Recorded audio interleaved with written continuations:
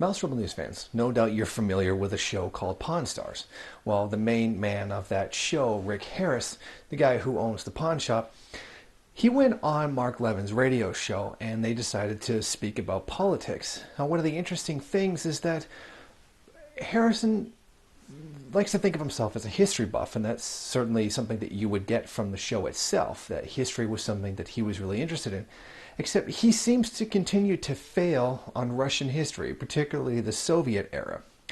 While on the show, he decided to compare Barack Obama to Vladimir Lenin, and he decided to do so by claiming Vladimir Lenin went around blaming Jews for everything as a way of rallying people.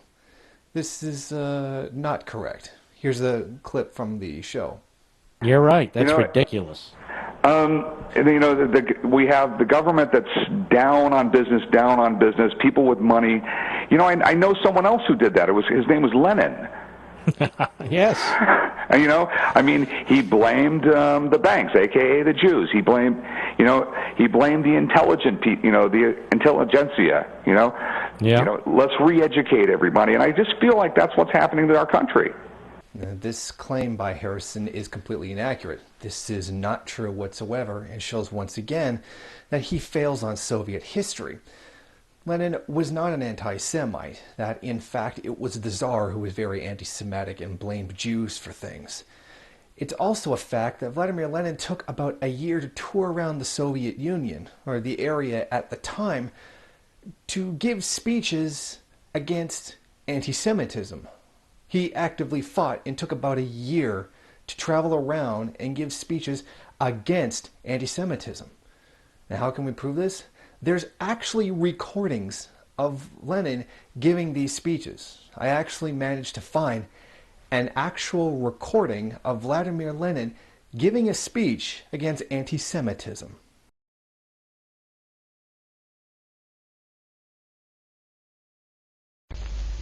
Антисемитизмом называется распространение вражды к евреям. Когда проклятая царская монархия доживала свое последнее время, она старалась натравить темных рабочих и крестьян на евреев. Царская полиция в союзе с помещиками и капиталистами устраивала еврейские погромы. Ненависть измученных нуждой рабочих и крестьян помещики и капиталисты старались направить на евреев. И в других странах приходится видеть нередко, что капиталисты разжигают вражду к евреям, чтобы засорить глаза рабочих, чтобы отвлечь их взоры от настоящего врага трудящихся, от капитала.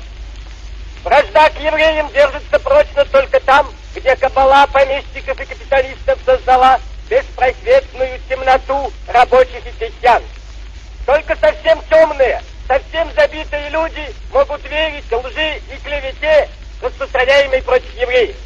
Это остатки старого, крепостного времени, когда попы заставляли сжигать еретиков на кострах, когда существовало рабство крестьян, когда народ был задавлен и безгласен.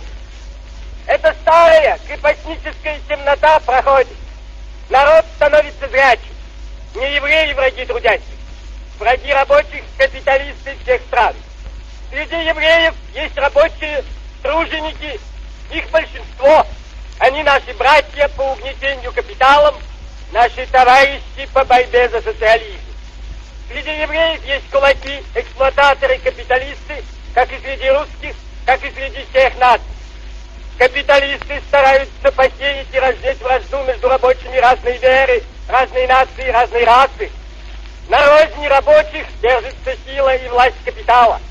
Богатые евреи, как и богатые русские, как и богачи всех стран, в союзе друг с другом давят, гнетут, грабят, разъединяют рабочих. Позор проклятому царизму, мучившему и преследовавшему евреев. Позор тем, кто сеет вражду к евреям, кто сеет ненависть к другим нациям. Да здравствует братское доверие и боевой союз рабочих всех наций в борьбе за свержение капитала.